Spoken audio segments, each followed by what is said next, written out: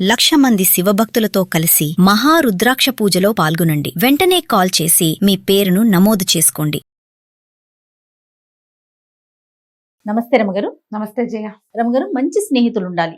ఇది పదే పదే మనం కోరుకుంటాం, పిల్లలకు కూడా చెప్తూ ఉంటాం. అవును కదా, ఇవాళ రేపు స్నేహితులే కష్టంగా ఉన్నారు. అవును రమగారు, చాలా అంటే క్లోజ్ సర్కిల్ అయిపోతుంది. స్నేహాలు కూడా తగ్గిపోయినాయేమో బహుశా. నేను ఇంకొకటి అబ్జర్వ్ చేస్తాను రమగారు, మగ పిల్లలకు ఉన్నంత ఫ్రెండ్స్ వాళ్ళు 10th క్లాస్ ఫ్రెండ్స్ ని ఇంటరు ఇప్పటికీ కంటిన్యూ చేస్తాను, ఎంత పెద్దోళ్ళైనా కంటిన్యూ చేస్తారు.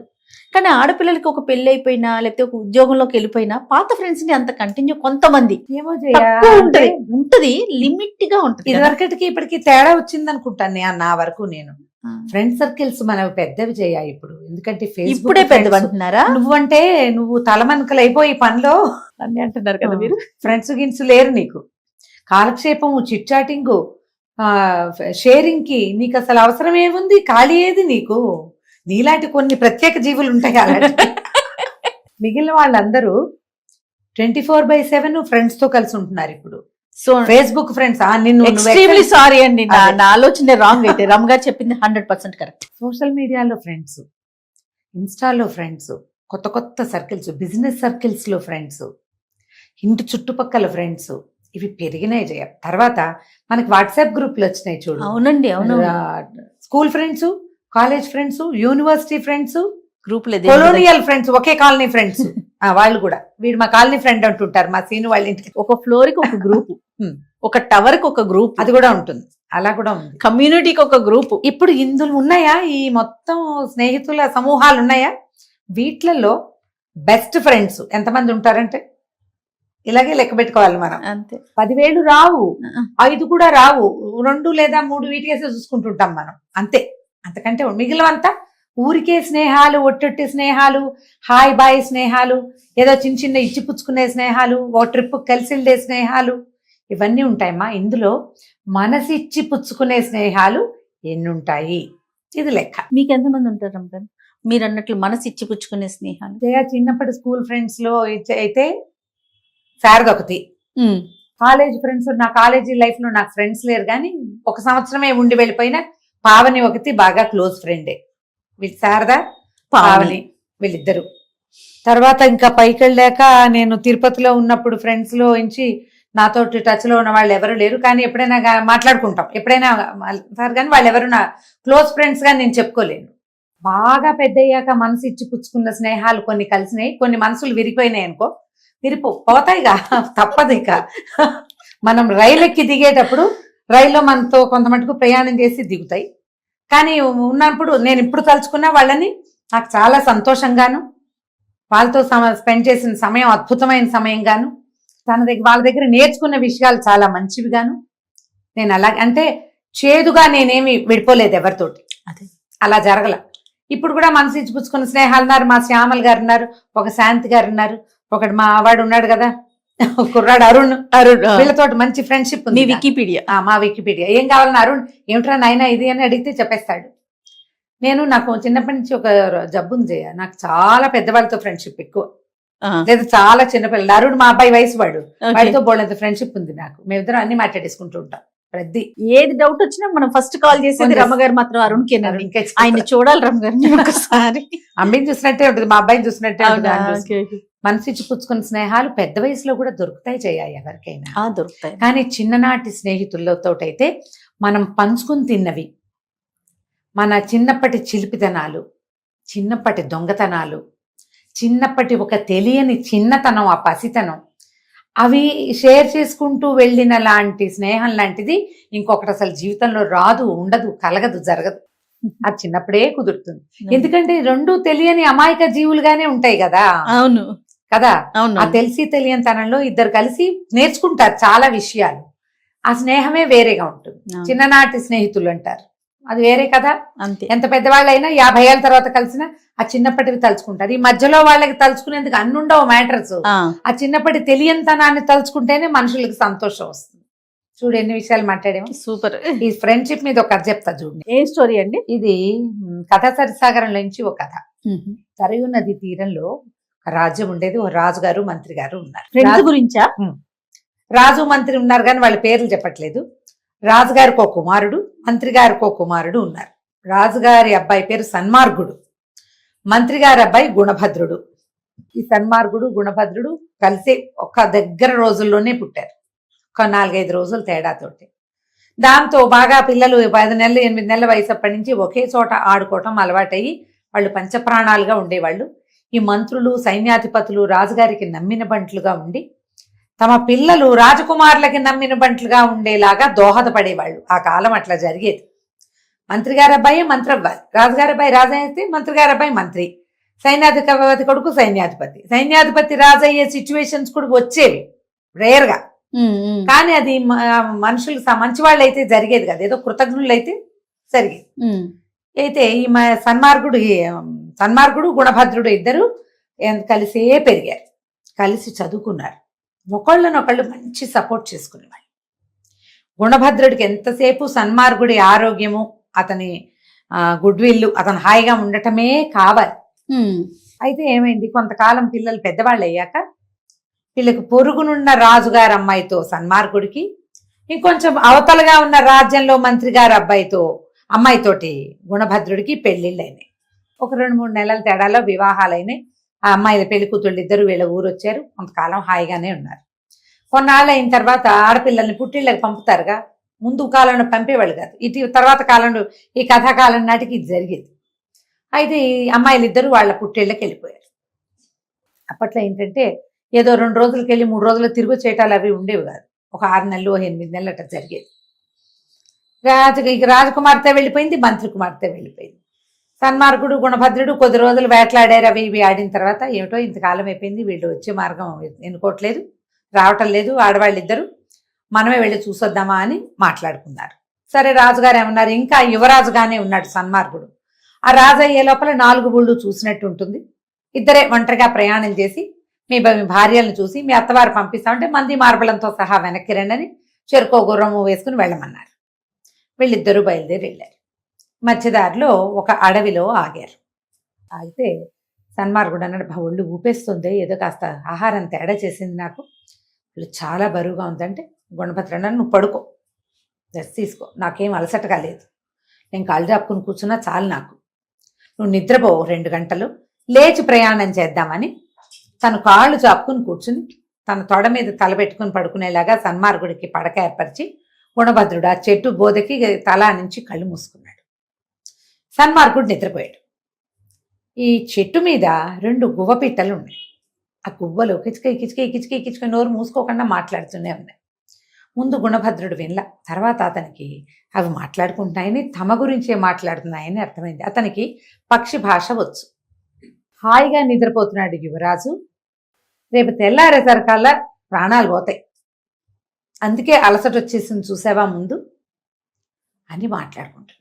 గుణభద్రుడు నిర్కాంతపడి, శుభ్రంగా ఉన్నాడు, వీడు రేపొద్దుటికి ఎందుకు చచ్చిపోవాలి, వీడికి వాళ్ళు 2వ పిట్ట అంటుంది, అబ్బా చూడ్డానికి ఎంత బాగున్నాడు, చూడు కళకళ్ళాడిపోతున్నాడు రాచకళతోటి, అంటే బాగుంటే ఏముంది, వీడికి మారకం ఉంది, యువరాజు తప్పించుకోలేడు, ఒకటి తప్పితే ఒకటి 3 గండాలు ఉన్నాయి ఇతనికి, ఇది తప్పదు ఆనంగానే గుణభద్రుడు గుండెలో రాయిపడింది. గండాలు ఉన్నాయంటే ఇప్పుడు రాజకుమారుడు వెళ్ళే దారి ఒకటి ఉంది, ఆ దారిలో ఉండాలి ఆ గండాలు. సరే, దీన్ని సరిచేద్దామని ఏ గుండె దిటవు చేసుకున్నాడు. ఈ సన్మార్గుడికి చెప్పల, మాట్లాడకుండా ఊరుకున్నాడు. బయలుదేరి అదేంటి మణిభద్ర నగరమో మణిమేఖలా నగర రాజకుమార్తెని పెళ్లి చేసుకున్నాడు సన్మార్గుడు. ఆ రాజ్యం తాలూకు మొగదల్లోకి వెళ్ళి ఇన్ని మేము అల్లుడు గారు తీసుకొచ్చానని అక్కడ ఉన్న సైనికులకు చెప్పాడు. చెప్పంగానే వాళ్ళు ఏం చేశారు, లోపలికి కబురు చేశారు, అల్లుడు గారు వచ్చారని. అక్కడి నుంచి తాషా మార్బాలు మోగినాయి అల్లుడు కోసమని. ఈ పళ్ళకీలు గిళ్ళకీలు అన్నీ వచ్చినాయి ఇతని లోపల తీసుకెళ్ళటానికి. వీళ్ళ గుర్రాలు ఇక్కడ కట్టేసి రాజుగారి అల్లుడు కోసం పల్లకి ఏర్పరిచారు. ప్రయాణం చేసి వచ్చాడుగా, పల్లకీలో మోసుకుపోతారనమాట. పల్లకీలు రాగానే గుణభద్రుడు ఏం చేశాడు, మంత్రి గారు వచ్చాడు వీళ్ళని తీసుకెళ్ళటానికి. మంత్రికి చెప్పాడు, ఏమండి నా పల్లకీలో ఏమో సన్మార్గుడు ఎక్కించాడు, సన్మార్గుడి పల్లకీలో నేను వస్తాను అనేసరికి ఆయన కుళ్ళు మట్టింది, ఏమిటి వీడు మరి విడ్డూరంగా ఉన్నాడు, సరేలేండి అన్నాడు. సరేలే అని ఏం చేశాడు, చిన్న పల్లకీలో ఏమో సన్మార్గుడిని ఎక్కించి యువరాజు అల్లుడు గారు కూర్చోవాల్సిన ముత్యాల పల్లకీలో ఏమో గుణభద్రుడిని కూర్చోబెట్టారు. ఈ ముందుకు వెళ్ళేసరికల్లా ఏమైంది, ఆ బోయిలు ఎత్తుగా ఉన్నవాళ్ళు మోస్తున్నారు. ఉన్నట్టుండి పళఫళామని విరిగి ఈ పల్లకి అడ్డదిడ్డంగా పడిపోయింది. ఆ పడ్డం ఎక్కడ పడింది, సరిగ్గా ఒక దారి, వీళ్ళు వెళ్ళే దారిలో ఈ పక్కన లోయ, ఒక సన్న దారిలో వెళ్ళాలి. లోయ అంటే మెట్లకి పక్కన పల్లకి అటు ఊరిగిపోయింది. ఊరిగిపోతుంటే ఇతను అటెంటివ్ గా ఉన్నాడు. గుణభద్రుడు రిలాక్స్ అయిపోలే. సన్మార్గుడు అయితే నిద్రపోయేవాడు.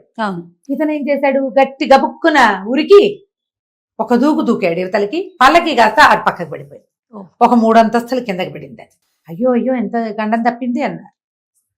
తనకు తెలిసిపోయింది, ఓహో ఇది ఒకవేళ సన్మార్గుడు ఉండుంటే పడుకునేసేవాడు. ఎందుకంటే అతనికి అలసటగా ఉంది. ఇంత మళ్ళీ గుర్రం వేసుకొచ్చాడు కదా, నిద్రపోలేదు కాబట్టి బతికిపోయాడు. అయ్య బాబోయ్, రాజుగారు మంత్రి గారు అబ్బాయి తెలివిగా ఉన్నాడు, తెలివేసి లేకపోతే పడిపోయేవాడు అన్నారు.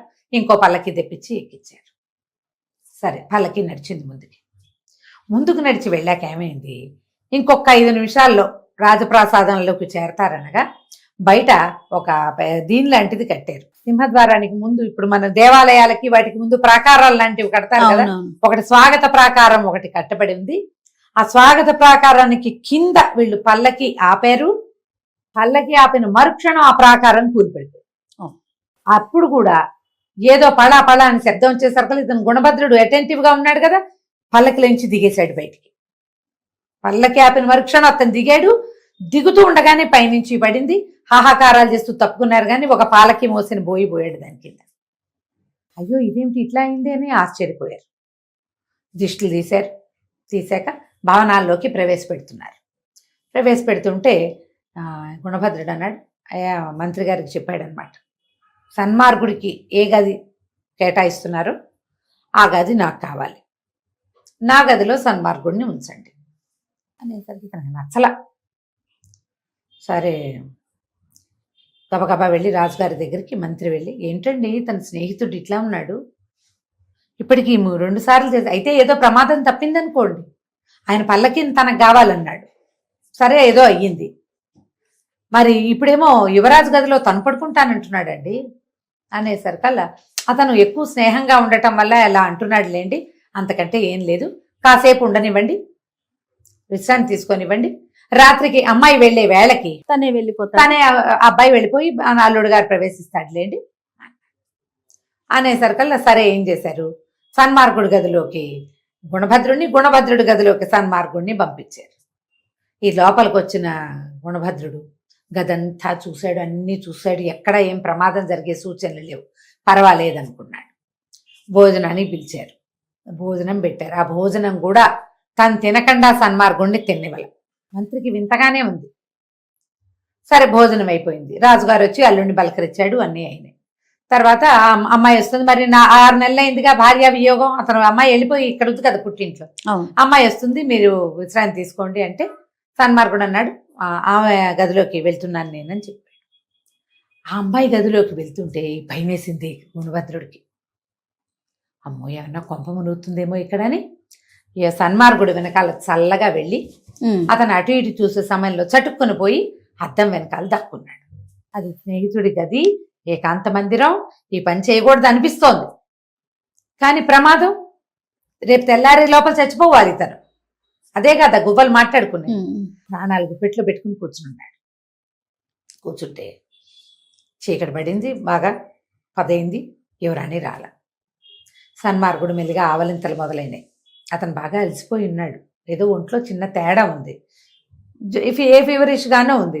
ఆ బల్ల మీద పెట్టిన పాలు తాగేసి ఒళ్ళు విడుచుకొని నిద్రకు ఉపక్రమించాడు. దాంతో దారిన అతను నిద్రపోయాడు. లోపలికి యువరాణి వచ్చింది. చూస్తున్నాడు గుణభద్రుడు. ఆ యువరాణి ఇడి తిరిగింది. భర్తను చూస్తే అది మంచి గాఢ నిద్రలో ఉన్నాడు. ఓ 2 గంటలు పడుకుని లేచిన తర్వాత భార్యతో కబుర్లు చెప్పచ్చు. ఆ అమ్మాయికి ఒళ్ళు మండిపోయింది, బుసలు కొడుతూ బయటికి వెళ్ళింది. ఈ వెనకాల కూర్చున్న గుణభద్రుడికి డౌట్ వచ్చింది, ఏమిటి భర్త 6 నెలల తర్వాత కనపడ్డాడు, పడుకున్నాడు అనుకో, వచ్చి తన పక్కన ఆ పర్యంకం మీద రెండో పక్కన పడుకోవచ్చు కదా, ఈవిడ ఎక్కడికి వెళ్తోంది, చటుక్కుని ఆమె వెనకాల బయలుదేరాడు. తీరా చూద్దాము, అమ్మాయి లోపలికి వెళ్తల్లా, బిల్డింగ్ లోపల కాదు బయటికి నడిచింది. ఆమె వెనకాల పరిగెత్తుకుంటూ గుణభద్రుడు కూడా వెళ్ళాడు. వెళ్తే ఆ అమ్మాయి బయటికి వెళ్ళి అక్కడున్న ఒక గుర్రం ఎక్కి టకటకలాడించకుండా నిదానంగా తను నడవకుండా గుర్రం మీద వెళ్తోంది. కొంతమేరకు వెళ్ళి ఆ గుణభద్రుడు గబగబా విసురు అడుగులతోటి, అంటే పరిగెత్తలేకపోయేవాడు, కానీ వెళ్ళాడు. వెళ్ళి చూస్తే ఈమె ఒక భవనంలోకి వెళ్ళింది. అది ఒక పాడుపడ్డ భవంతి. ఆ లోపల ఒకడు మంచి పెద్ద అట్టాకట్టాగా ఉన్న పెద్ద పర్సనాలిటీతో ఒకడు ఒక పాత మంచం మీద పడుకుని ఉన్నాడు. ఈ అమ్మాయి వెళ్ళి వాడి పాదాలు పట్టుకుంది. ఆలస్యం అయిపోయింది, క్షమించవు అంటూ. వాడు ఒక్క తన్ను తన్నాడు రాజకుమార్తెని. తన్నటం ఎవరికెవ్వమని నా భర్త వచ్చాడు. ఎప్పటికీ అతను నాతోటి ఏం మాట్లాడలేదు. నిద్రపోతుంటే విసిగిపోయి నువ్వు నా కోసం వేచి ఉంటావని వచ్చాను.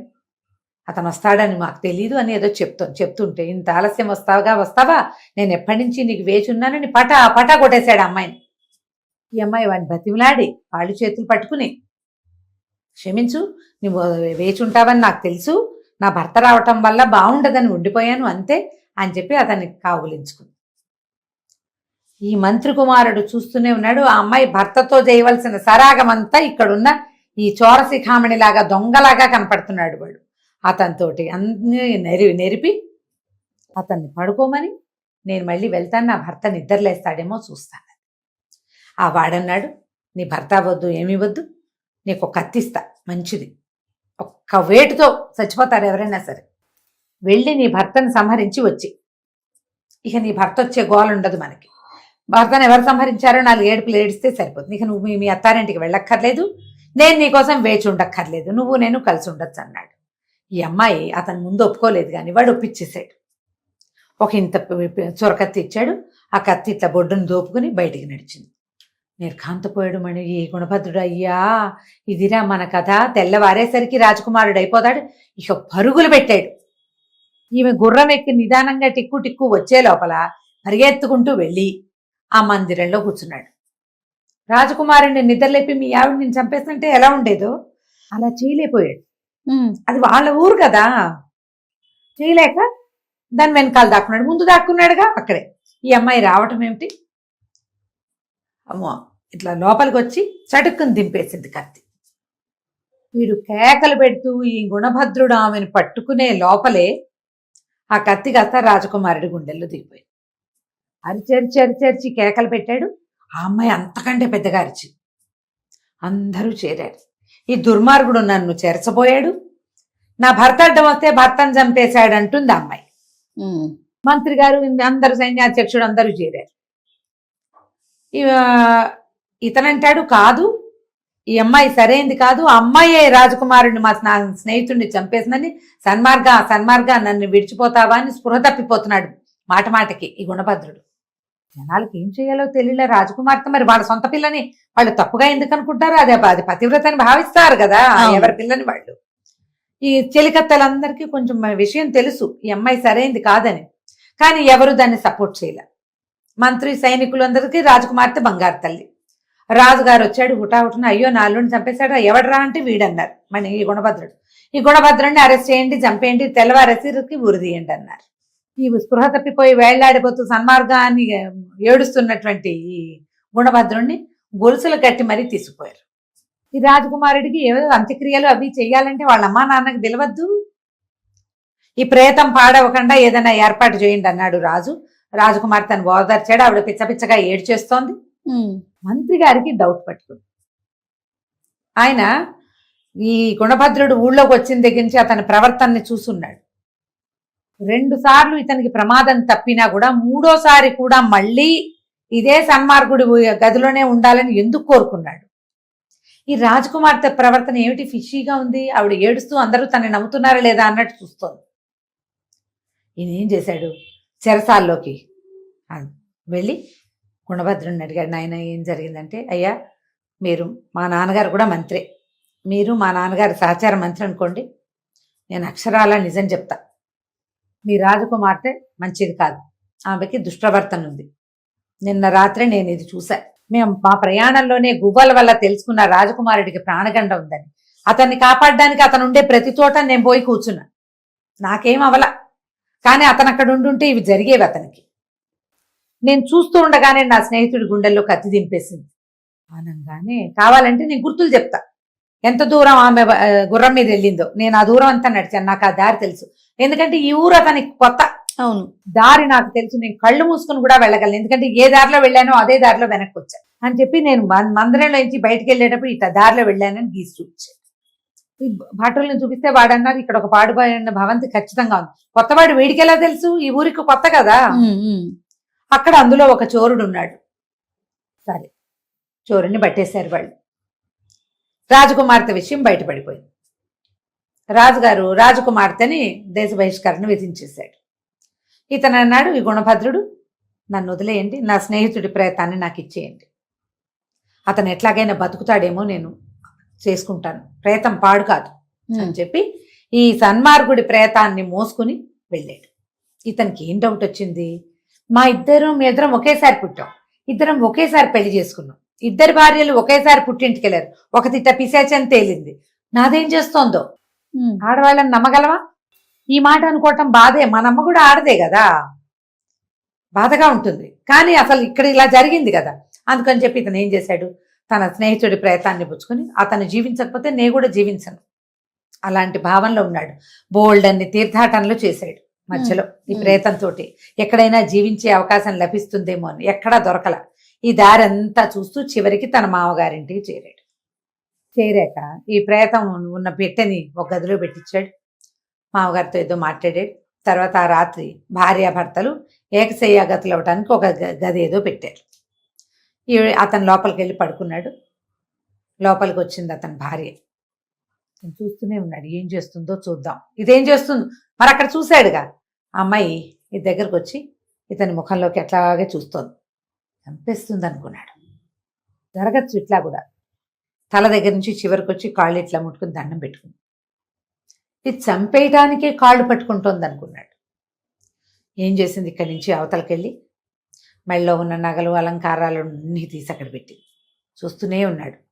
జుట్టు ముడి కూడా తీసింది, జడంతా పొడుగు తీసింది, జుట్టు విరబోసుకుంది.